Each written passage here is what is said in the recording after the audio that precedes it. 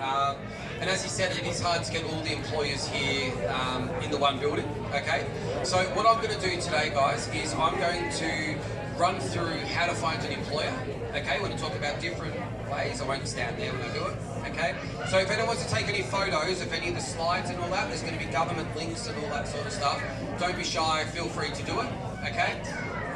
The other thing I'm going to do is I'm going to talk a bit about, this is for Australia and New Zealand as well, guys, looking for work there too. So just quickly, I'm the owner of the Down Under Centre. We do the skills assessments for the federal government of Australia, okay? And we also are allowed to, and we're also able to give migration advice, okay? So we're in a very good position. We're the only company that's based in the UK that delivers the assessments on a full-time basis, okay, for many, many trades. So what I'm going to do, guys, I'm going to run through it as quick as I can. This presentation was made for an hour-long presentation last time, but I'm going to do it in about sort of 20 minutes, all right? And I'll try and pick on as many people as I can, so make sure you're paying attention. So, how to find an employer. What we're going to talk about is finding a job. It's the hardest part of the migration process. Who here's got a visa to Australia? Put your hands up. No one. One girl, great. One. She's on her visa. She's 4, she's going. Well done. But everyone else here, when they were 4, they went, I bet. So anyway, finding a job is the hardest bit. Who's got kids here that are going with them on the visa? Cool. Big deal, isn't it, guys? Why are we leaving the UK to go to Australia? Because guess what, guys? In Oz, you're still going to work. You're still going to pay taxes. Instead of being pretty cold, it's going to be pretty hot. Yeah? Not much difference. Cool? It's going to manage your expectations through today's presentation as well. So, it's also important for income proof of rental. So, when you have a rental property in Birmingham, how do you get a rental property? You can't just walk down the street and say, I'm going to live there, just move in. So, to find a rental property, you have a proof of employment. How do you get proof of employment? By actually holding a job. How do we, sustaining the quality of life in Australia is obviously important. How do you find a school? You don't just turn around to this little sweetheart there who's getting her own visa. She doesn't just rock up and say, hi miss, I'm here today to learn. How do you find a school? You're going to live in a catchment area. So we're here in Birmingham today. How do you find out where you're going to live and make the best of where you're going to live? Because you're making this huge decision. And when you make the idea, you're going to Australia, all your aunties and uncles, your cousins, your best friends that you've known for years, go, they're not going to get there. We'll wait and see. But at the end of the day, when you start getting there, the last thing you probably don't want to do is be unprepared, or ill-prepared, whatever the word is. Okay, we're also going to talk about the perks of working in Oz, a reflection, what kind of job you're looking for. Guys, we work with over 90 employers in Australia. So for these presentations, 2 weeks ago I was in Manchester, the week before that I was in Scotland. This week I'm in Birmingham, the next week we're in London. Okay, so I've asked them a whole list of things, okay, what they want, how to prepare for it to find a job offshore, how to prepare for a job onshore, okay, and how we assist you finding a job. So, some of the perks of working in Oz are the working hours. So in Australia, put your hand up if you're a tradie. Cool? I'm going to ask a few questions to make, I'm not going to waste time talking about things. We've got a few tradies. So guys, in a tradie, if you're working on a union site, I'm a plumber by trade from Melbourne. We start at 7 and we finish at 3. That's our working hours. Cool? Who here works late on a Friday? Everyone works normal times on Fridays? Perfect. So, you know, they turned around, we used to finish early on a Friday. We used to finish at about 1 o'clock. And you wouldn't believe it, they turned around, they're like, well, you can't finish at 12, 1 o'clock, you can't leave early on the Friday, you have to work the full Friday from 7 till 3, or from 7:30 till 3:30, whatever the arrangement with your boss is. Might be 7 till 5, whatever it is. So they turn around, they're like, well, we're not going to do that. For a union site, for example, they'll say you have to work the rest of that 4 hours for that Friday. But that Friday's 4 hours plus the next Friday's 4 hours means you get every second Monday off. Not a bad little gig, is it? Fully paid if you're employed and you're working on a union site. Work hours are a big thing why people go to Australia. I've got 7 years in the industry, and these are many of the reasons why people do decide to put your hand up if you're going to Oz to change your life a little bit for those work hours. There we go. Cool. The next thing is work-life balance. Who loves going outside, playing? All the kids. Cool. That was just a perfect example. All the kids except for that bloke. Anyway, so all the kids, right? They all like going outside and playing. I've got a 2-year-old and a 3-year-old. I remember when I try to get home once a year and all that to work on my tan. Bad joke, but anyway. I remember my son, he was like, oh, Dad, is it sunny outside? Every day he asked me if it's sunny outside, just so we can run around in the back garden. So different compared to like living in London. So work-life balance. You work a lot, you drink a lot, okay? You also have very well paid in Australia. Jobs are very well paid. We find a lot of our migrants will go there saying, wow, who's going there to earn more money in Australia? Who's going to hit the mines up and do that? There we go. Everyone's done their research. It's good. Pensions. Who knows what a pension is? Cool. A pension. In Australia, a pension. What's your name, mate? Damo. So, what work do you do, Damo? He's a Sparky. I've been here before, I think. Cool. You one of my clients? Maybe. Alright, cool. I've been here before though, it looks familiar. Alright, so Damo's a spark, alright? So what he wished is one day he could become a plumber. Alright, but anyway. So he's an electrician, so he's working in Oz. Okay? Before Damo was, no one knows this about Damo, not even he knows this, but before he was working as an electrician, his first job was working at KFC in Australia. And he was 14 years and 9 months old, because that's when you can get a job, your first job, 14 years and 9 months old. His first job, he was flipping burgers or making, he was friends with the Colonel Sanders, he was doing all that. He was getting paid $100 every time he did a shift.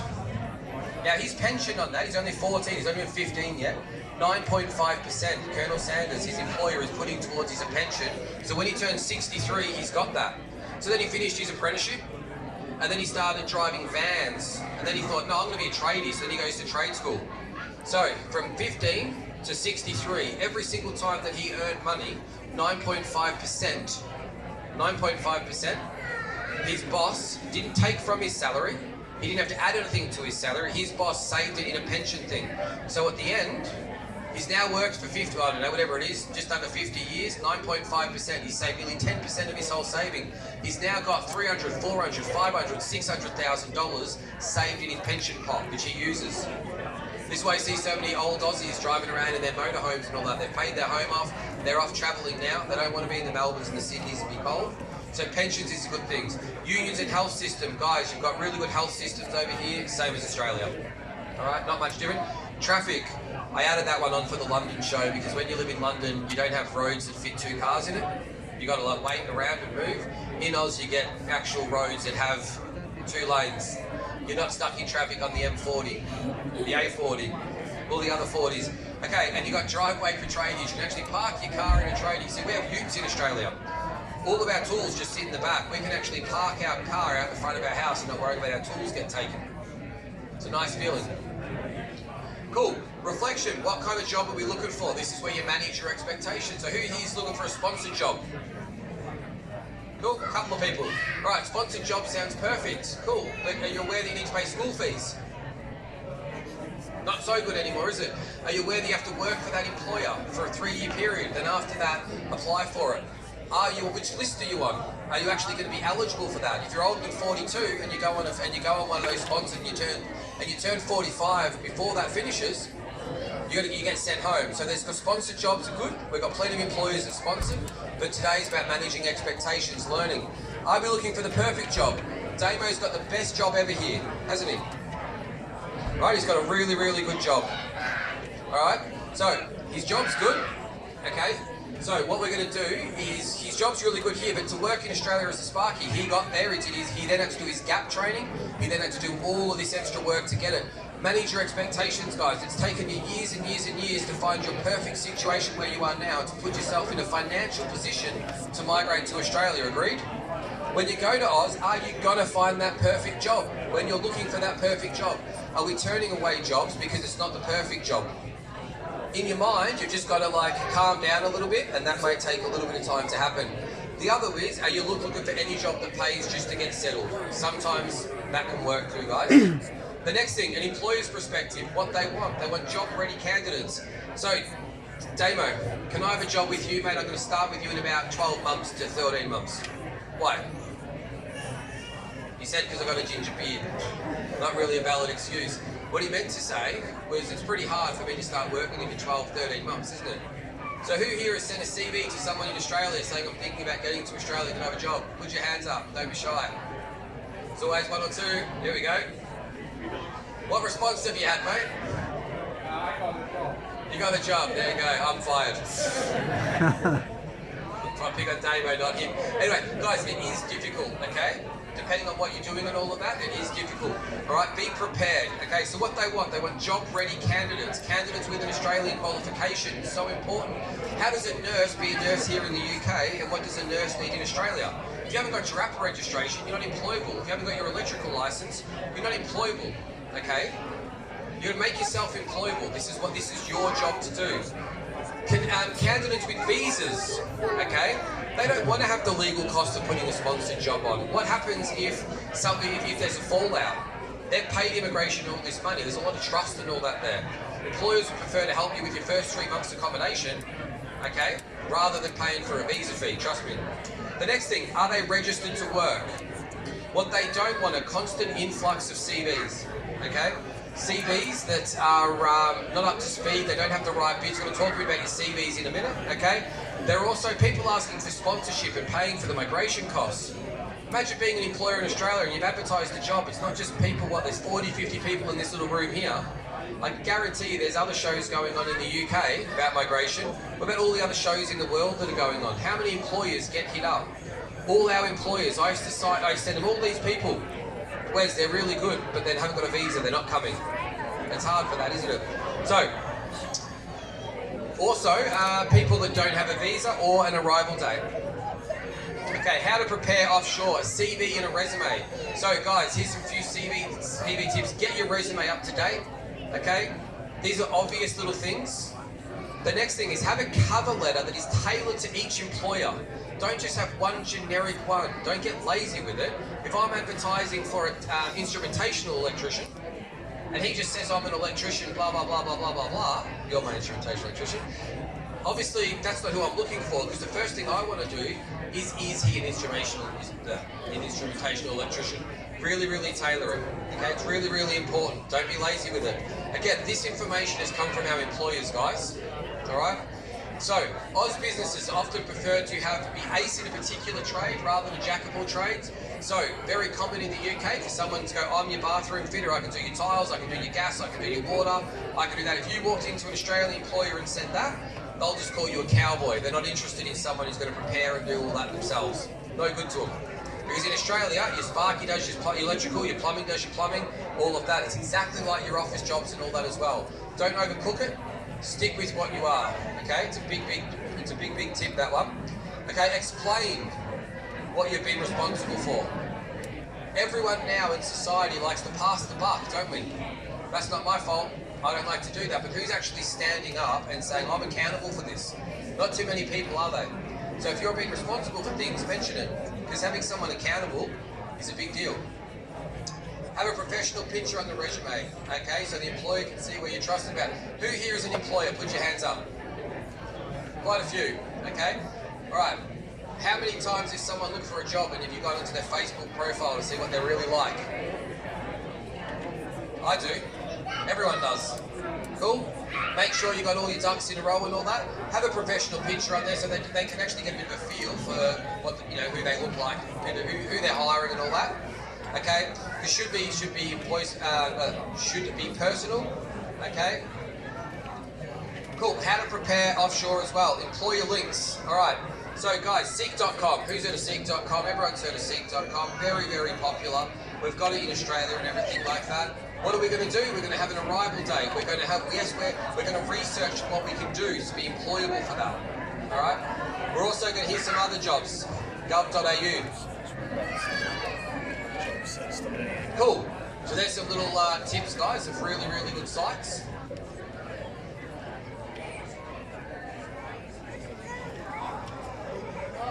Registration. Research, and you know what you require for a registration. Everyone knows that Australia did a registration to do everything, don't you? Alright, everything.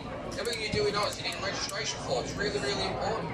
Because you're being accountable for something. You can't just go off and do anything you want now. You have to be accountable. If you're in a trade, how's the person if there's an issue going to get their insurance? They need to see a certified document. Why is it fair that Damo here did a 4-year apprenticeship and works as an electrician, and someone does a 6-week course and earns the same amount of money that he earns? That's not fair. Is it fair that the electrician from the UK did his apprenticeship and all that, and maybe the guy from Thailand has come over and hasn't done the apprenticeship and earns the same amount of money? Of course not. So Australia wants you to have a registration. If it's from nursing, teaching, anything you do, have a registration. Perhaps mention that in your cover letter. If you are looking to go down the self-employment route, get to know the rules and the regulations. They're extremely strict on having the correct licenses. Really, really important, guys. Every state and territory of Australia has a different registration body, no matter the occupation that you're in. It's always different. Cool. Industry bodies, guys. Learn the unions inside out. Australia is very, very union dominant. No matter what occupation, a lot of professional bodies have unions and everything as well. Research on blogs and Facebook pages. How to prepare onshore, just to manage your expectations. So, the dream job for Damo is he gets a job before he arrives, so his kids can be put in school, so we work out where it's going to be. That's the thing. So let's say he arrives onshore. Manage your expectations. Networking. Refer to the industry bodies. Okay? Make yourself known and all that sort of stuff. Check your local papers. Not everybody goes on Seek and all that. In Australia, do you know how big Australia is, guys? The whole of Europe fits in it twice.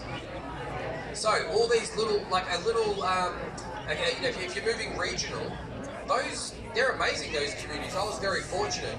I left Melbourne when I think in 2004, and in 2008 I ended up in France. Somehow that worked out, but I got to travel for 3.5 years. I went around Oz, and I never lived in a town that had a traffic light.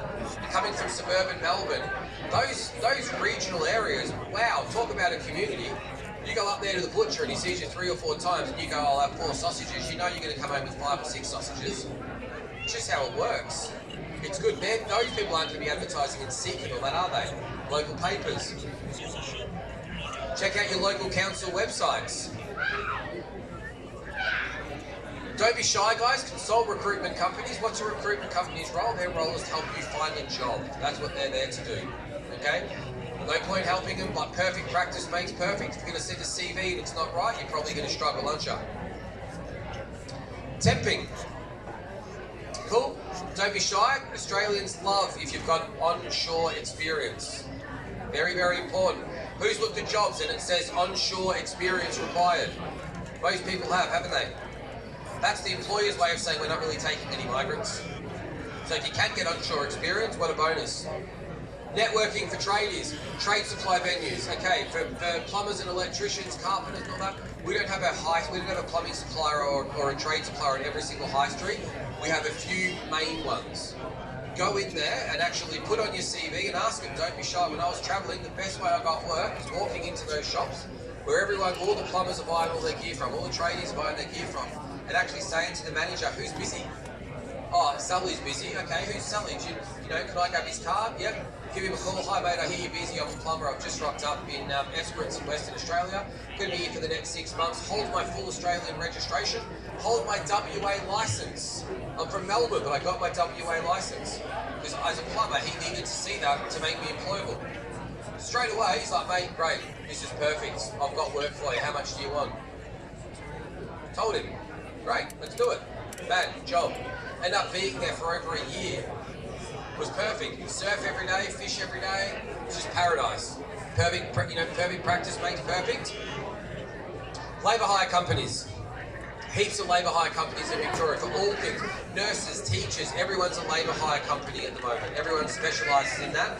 Don't be shy, and they're absolutely everywhere.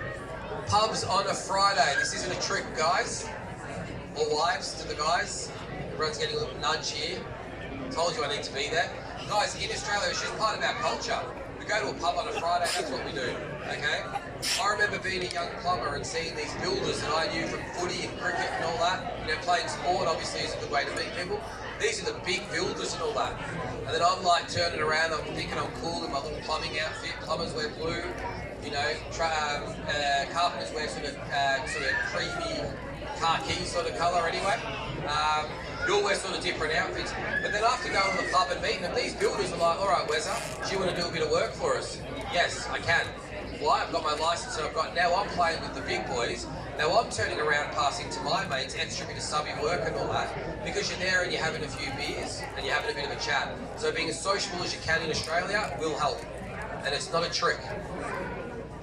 Cool.